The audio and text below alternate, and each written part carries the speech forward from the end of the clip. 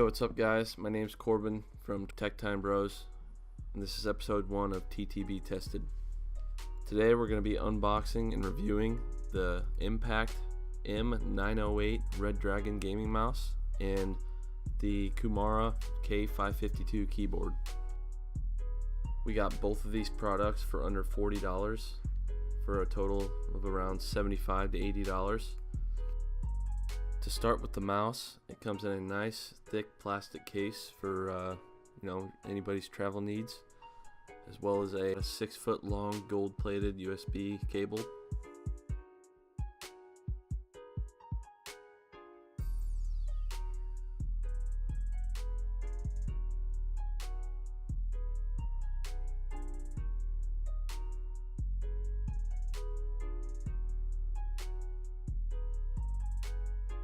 This mouse comes equipped with a lot of the essential features in today's gaming world, as well as 12 side buttons and 3 on the top, excluding your traditional mouse buttons.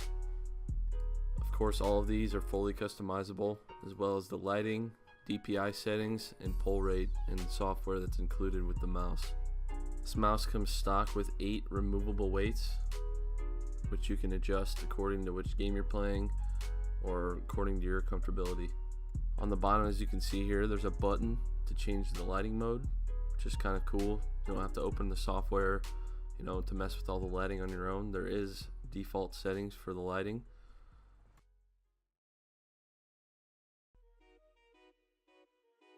In the software, you can change everything up to your keybinds, to your DPI settings, your lighting settings. Also, there is preset media combo keys to which you could set cut, copy, paste to where it's one key, as well as switch window, close window, and various other functions that would be very handy for any streamer or media creator. I've kind of compiled a list of pros, cons, and a conclusion of this mouse. I'm going to start with the pros. There's 12 side buttons, 3 on top, fully customizable. It's a sleek, futuristic look that all the gamers are looking for. It would really fit in with a modern setting as far as your desk and everything else that goes with that. It's very smooth, and the adjustable weight is very nice. I kind of have trouble gripping this mouse, so reduce the weight just by a little amount helps out a lot. Some cons is it's very wide for quick aim and movement adjustments. This mouse isn't completely created for first-person shooters, which is what I've been playing lately. So I don't know if you can really factor that in, but it's very comfortable for your hand to set on. But with that said, the wideness of the mouse kind of hinders your ability to adjust quickly. The mouse wheel is a little too big. Just trying to move to the DPI buttons behind the mouse wheel, I feel like the mouse wheel is always in the way. The top buttons feel a little out of reach as far as the 2 default DPI buttons. They feel a little too far back, close to the palm of your hand, to where you have to almost curl your finger completely just to be able to reach them. And it's hard to differentiate between the thumb buttons. They all kind of feel like they're smooth together.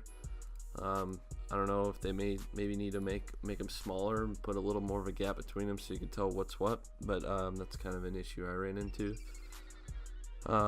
In conclusion, this would be a perfect for MMO and laid-back games to where you're not in an intense fight and you're aiming back and forth and you're readjusting.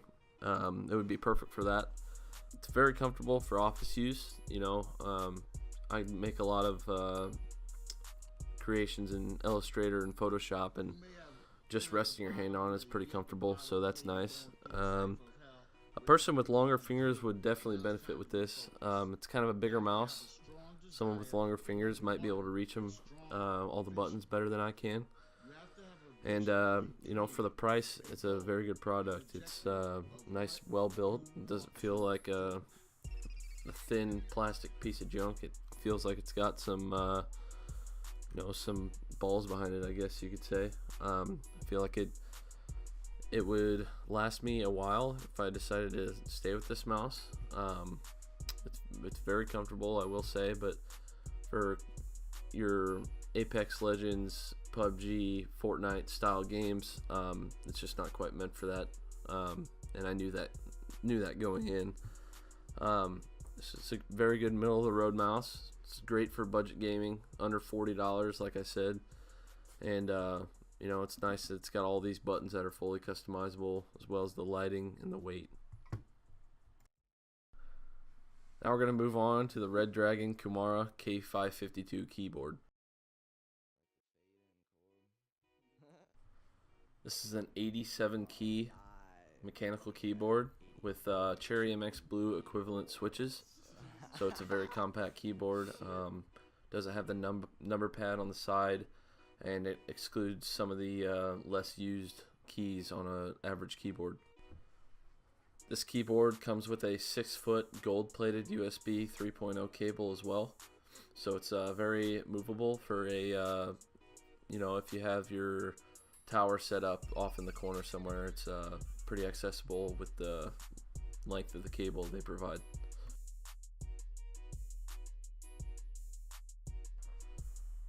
They make two different versions of this keyboard. You can get the full customizable RGB version, or you can get the one light color, which is red, which is what I have.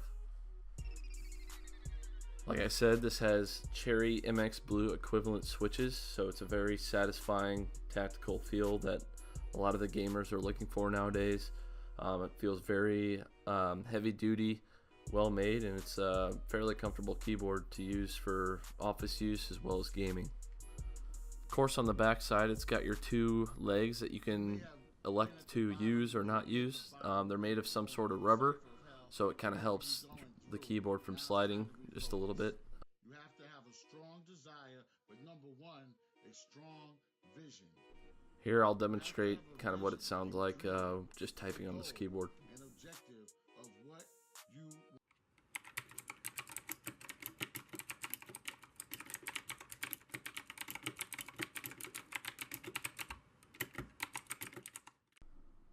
You can toggle the lighting on and off, as well as use the one lighting effect that comes on this keyboard, which is a breathing effect.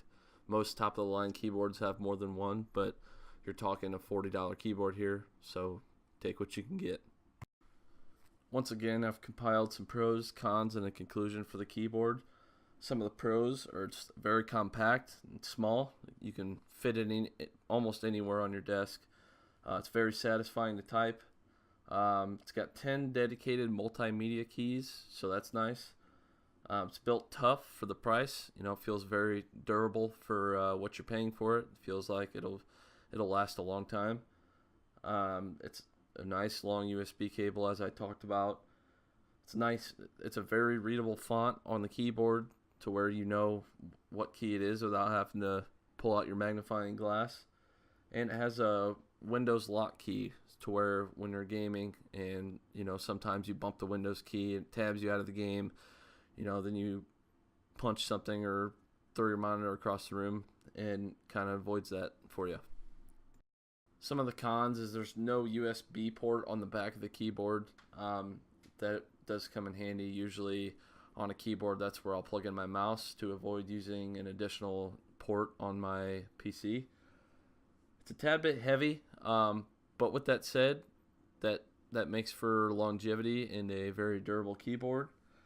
I kind of wish there was a couple more lighting settings. There's only the on and the off and the breathe setting, so it would be nice to have a couple more settings. It tends to slide around a little too easy for me, even though it's got the rubber legs on it. You know, sometimes when I'm in a situation in a game, my keyboard will just slide around on me, and that can kind of hinder your ability to play well. And I kind of wish there was a volume knob on it. Most of the top of the line keyboards have one, but this is not the top of the line keyboard. It's not designed to be a top of the line keyboard, so you got to take that into effect. So in conclusion, I would say it's definitely worth the price. It's under $40. It's hard to find a decent keyboard and mouse for under $40. But the longevity is definitely questionable with what you pay for it. That's with anything, whether it's a keyboard, a headset, anything. It's great for gaming on a budget. I'm definitely on a budget as far as the equipment that I buy and everything else. It's good for office and gaming use. I would even use this if I didn't play video games, just because it feels good to type on. And it's a very good tactical feel. It's got that satisfying click that everyone likes. And it looks good on your desk, especially if you were to put some red RGB lights around your desk. I think it would look really good. So all in all, worth the price, I would say, for the mouse and the keyboard, and I'm very impressed with the quality of work for what I paid for this product.